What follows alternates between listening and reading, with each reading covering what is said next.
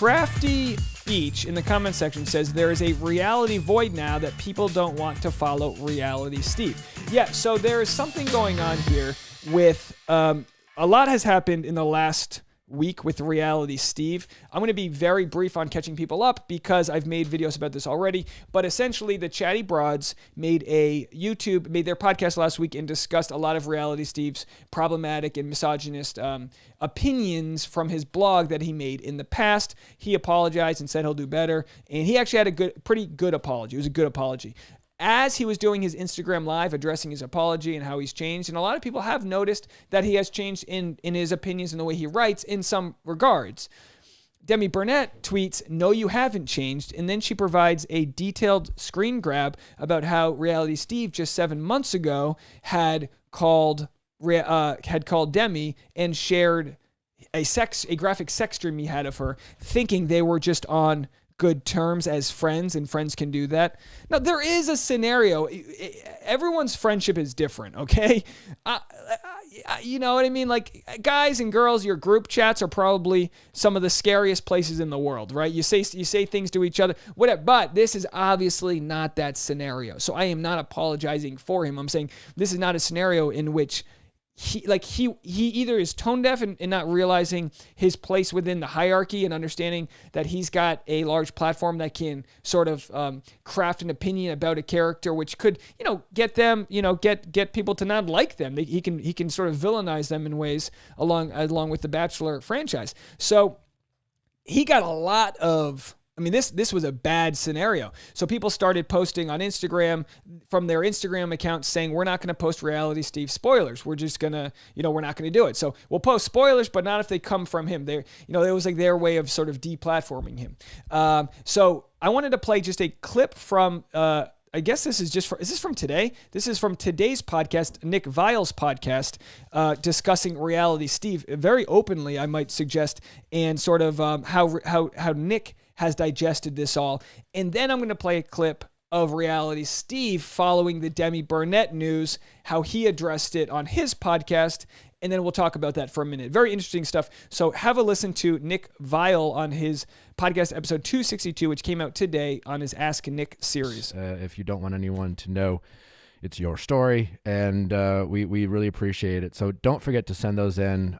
We love this show. We love bringing it to you, and we hope you guys really, really enjoy it. Before we start our callers, I guess we probably should mention the recent news between my friend Demi and Reality Steve. I really hate talking about this stuff. It gives me a ton of anxiety because the question is always, is it worth it? Obviously, I got a lot of criticism in the past for having, not for having Steve on, but having Steve on and doing a bad job of not showing my bias while interviewing Steve. And I did. I wish I could have done a better job of exposing my bias and therefore kind of taking away my credibility when it came to conducting an interview. But obviously, I hope it seems to be more clear why that bias exists, because it does exist. It wasn't easy for what Demi did. I know she had a lot of fear about it. And if you aren't aware of how this all came to be, the ladies from the Chatty Broads recently apparently uncovered a list of problematic things that Steve has said specifically about women from the franchise, and then apparently that was a catalyst for Demi to talk about this sex dream that Steve decided it was okay to describe to Demi he had of her, and then ask her to keep it a secret. It's frustrating, man. Again, I did such a bad job of not exposing my bias that, I don't know if it empowered Steve even more. I think it's important that people understand how Steve makes his money. He has a website and it's search engine optimization. So it's ad placement on his website. So the more traffic he gets, the more money he makes. So it doesn't matter what's true or not, right? The more traffic, the more money he gets. So when he got it wrong about Jenna Cooper and essentially ruined her life for a year, he profited from that. When Jenna Cooper went on his podcast to get an apology from Steve, when she cleared her name, he made money from that. there seems to be a huge conflict of interest there because he doesn't have a boss or an editor or a legal team telling him what he can or shouldn't put out. And that seems scary. You know, whether he is too oblivious or too righteous with the things that he does, you know, and I think that makes me feel so shitty about how I conducted the interview I had with him is obviously I empowered the guy even more. You know, he came on this podcast and admitted to a lot of things, and it didn't seem to matter, and that must have empowered him even more. And a month later, then he did what he did to Demi. And then after Demi cut him off, Steve decided to tell his audience that I was the reason that Demi cut him off, and not the reason that was true, which is Steve made an unwanted sexual advance at Demi. And that's Steve. That's who Reality Steve is.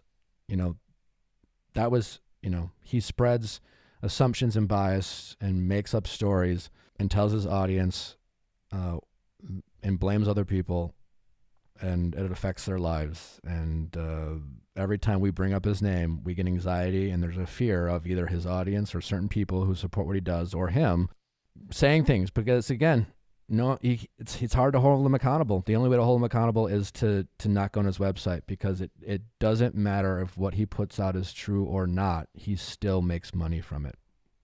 And I just think that's pretty scary. So that's all I'll say about that. Again.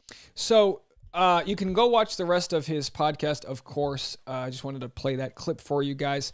Nick's mentioning that he gets a ton of anxiety. I mean, Nick's I've said this the other day, Nick and Rachel Lindsay are top alumni on the Mount Rushmore of the Bachelor franchise, as far as like the longevity of having opinions and being in the news cycle within the alumni. Yeah, sure, the Queen Victoria's come and go, but they are etched into this stone of this show here.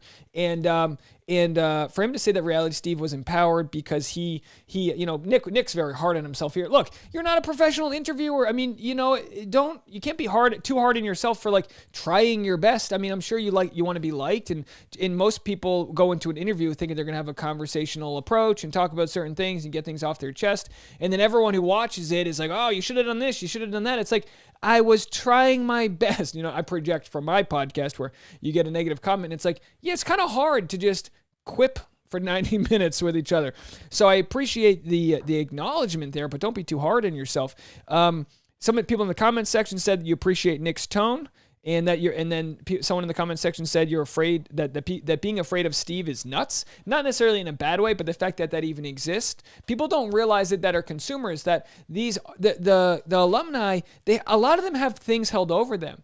I mean, to the extent where I'm sort of like the new kid. I'm like the CW of this franchise. I'm not a main player, okay? I'm not even the CW. I'm like ESPN. I'm like ESPN 5, you know, the Ocho, okay? Where like I'm not one of these top dogs. I have zero affiliation with the franchise. I don't really know any of them other than some past contestants that watch my recaps and DM back and forth and this and that. But the idea of for myself to even discuss it was like, oh boy, I don't want Tasha, my fiance, to have to deal with haters on her Instagram. There is collateral damage that comes from this. If one person from Bachelor Nation go, oh, that person, it makes me feel creepy, I get anxiety thinking I'm speaking out, that's one person's opinion. But there's a lot of people that are coming out, and I mentioned this the other day, the metaphor is the levee's breaking. You're starting to see the levee of Reality Steve and how he operates break. I mean, like Nick said, Jenna Cooper, a full year, I mean, he didn't vet his sources with Victoria Fuller. Reality Steve he said, this is the no one in the history of my reporting has ever had so much hate thrown their way about Victoria Fuller as a homewrecker. It could literally take someone who doesn't like Victoria Fuller one afternoon to compile screen grabs from a couple different accounts sending back and forth to make it look like she's a horrible person. So it's like, if you're going to have access to the nuclear codes, you got to be respectful and careful of that duty that you have. With journalism, you look for multiple sources. If you're going to have just one source, you better vet them. You better know they're a real human. You better know that what you're looking at's real. And that's a lot. It's a lot of collateral damage to be there. So so it's interesting when you talk about the business model of Reality Steve. Now, of course, everyone says his website's just got a million pop-ups left and right. So let's just barrel through all of that. And I wanted to play one clip from Reality Steve's response, claiming he had no idea people felt this way about him, which may or may not have been true. If it were true, as you listen to this, like the empathetic person that I am, when someone says, I had no idea people only liked me because of my power I had on the show, I go, oh, you're like the rich kid that everyone goes to your birthday party because your parents give out amazing, candy and presents to everybody. And then you feel bad for that rich kid. I knew this kid, Max, growing up, Maximilian. And everyone went to his party because but he was kind of an a-hole, but everyone went because like his parents got the big jumbo thing and you kind of felt for him.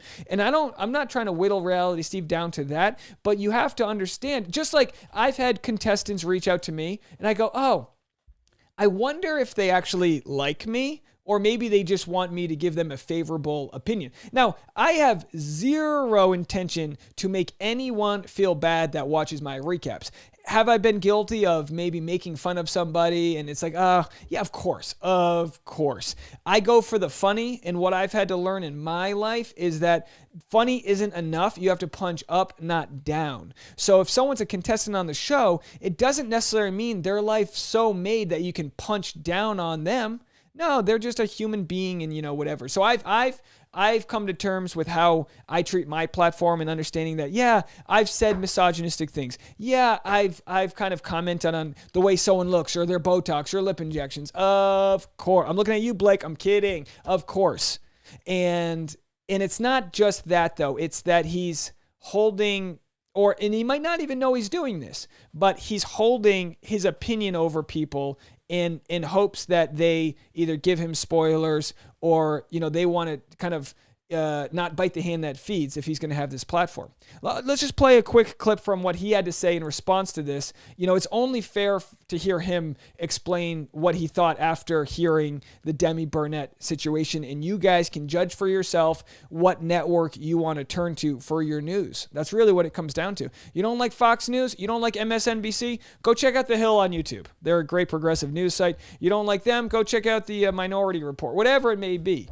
The idea is to maybe knock down the monopolies and put your money, your dollar, your energy where it is you want to go for news. Here's Reality Steve in a 4-minute clip after Demi Burnett called him out. So the last 24 to 48 hours have been not the easiest to deal with. And I don't want to repeat what I said in the live last night, but the live with Ashley Spivey is an hour long. It's on my IGTV. Please go there, where we address Becca and Jess's podcast from Wednesday, where they brought up my past writings. Part 2 is not on there because it was a giant cluster fuck, basically. It was during that second part was when Demi released her tweet. I went away from the live to go read the tweet. I was skimming it. I didn't know the exact everything involved in it. Then I went back to Ashley. So there was no point to put it up. So I'm not running from it. I immediately, when I read it, when we ended the second part of the live and I read Demi's tweet and I read what she wrote, immediately texted her. I did not hear back, did not expect to hear back, but I texted her an apology. And I should have known better. I crossed a boundary that I should never have crossed. And I apologized to her, and I apologized to her publicly under her tweet for what she said. And real quick, reading the comments from the chat, it was just an innocent and casual thing. Why did he tell her to keep it a secret? And why did he call her on the phone instead of texting her? And why did he then say it was effing hot? Yeah, it's a good point. Look, I'm not letting him off the hook here. I'm just letting you guys make your own decisions about it. I think that's the easiest and safest thing for me to do in this scenario is say, this is what happened, and you can hear his side, and you can digest it yourself. And I think most people from my channel benefit from their own critical thinking, and they can get to that finish line how they see fit. All I can do is be better going forward. And, there's a lot that I'm reevaluating now in terms of, the biggest thing, and you're going to hear Casey and I talk about it, and you're going to hear me talk about it at the end of this podcast, but I'm going to bring it up right in the beginning.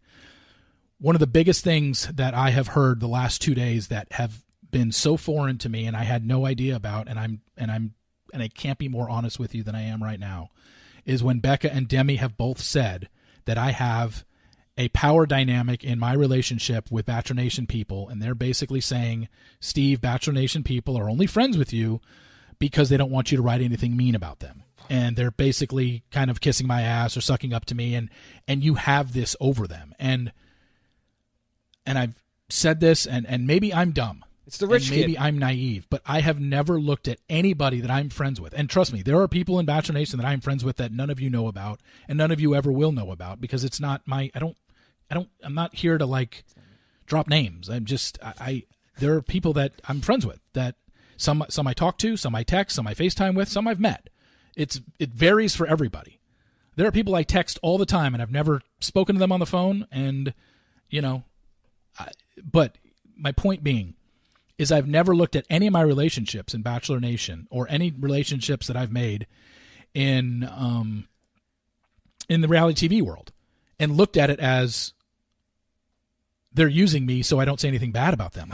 It's not, and I get what he's saying, but it's not how you perceive yourself to be, it's how they perceive you. So if you didn't have the past of wrecking people's relationships, if you didn't have the past about, the slut shaming and this, and you have apologized for that, but if you didn't have that past, people wouldn't sort of kiss up to you in the way that they do. So that's what you kind of need to reckon with.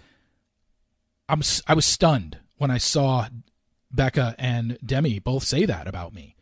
And Demi say in her tweet yesterday, I did not tell you you made me feel uncomfortable because I felt that you were basically going to attack me or go after me. And God, I feel awful because of that.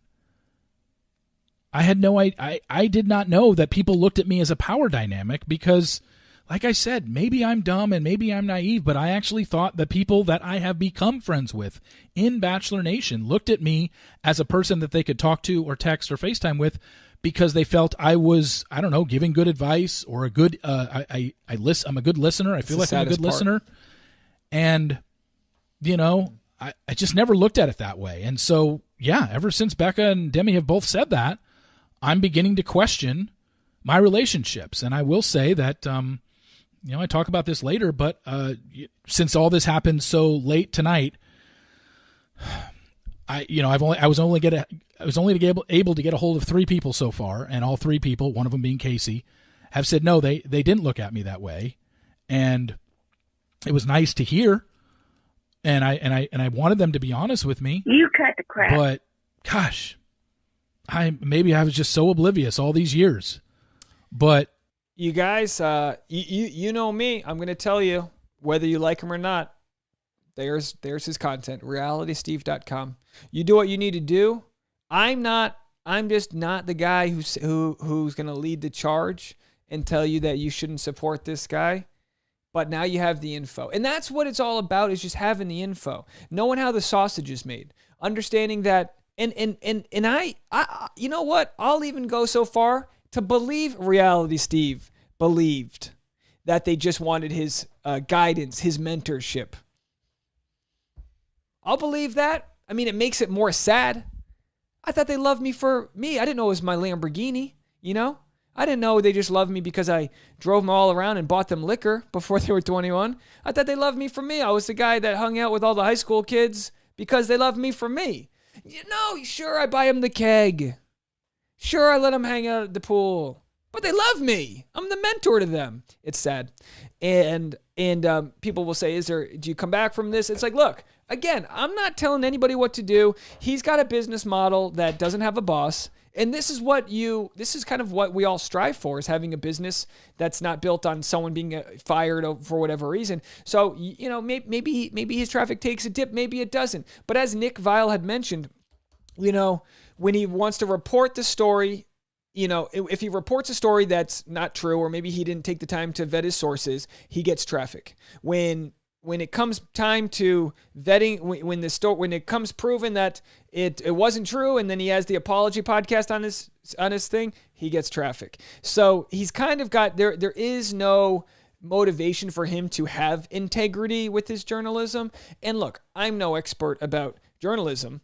Did a little bit of it, written a few articles. You got to understand that he's a target. So for him not to realize that he had a power dynamic because of the way he would sculpt an opinion about people, by not realizing that, he might not realize that he's a target to people that have sinister motivations. So if there's somebody who hates Victoria Fuller with a passion, they know exactly who to go to leak information to see how it's all going down. We don't even know what the hell happened with Matt James. I tend to believe that Grace Amerling believes what she said. I don't think she would be a good patsy in a situation where when it comes to lying, I don't think she benefits from that at all. But there is information that we don't have, and a lot of people have criticized Reality Steve for how he conducted that conversation, that reported news that Matt James and Rachel Kirkconnell were done. I made a eulogy video. Now we see them in Los Angeles. Let me see if I can find this clip here. Someone had posted. Here it is. I know the writing's small here. This was a very funny comment that I got here on the Matt James video that I made with him and Rachel Kirkconnell. Conspiracy theory. What if the whole Matt Grace scandal was a setup? What if he loves Rachel so much that he purposefully made himself to look like a bad guy and Grace was in on it so that he could protect Rachel from backlash and fall on the sword, purposely making himself look like the villain so people wouldn't see her as one? You guys, this is so romantic. I refuse to believe anything else from this point forward. It is a crazy theory. Tinfoil hat. Doesn't make any sense, but I wanted to share it with you guys.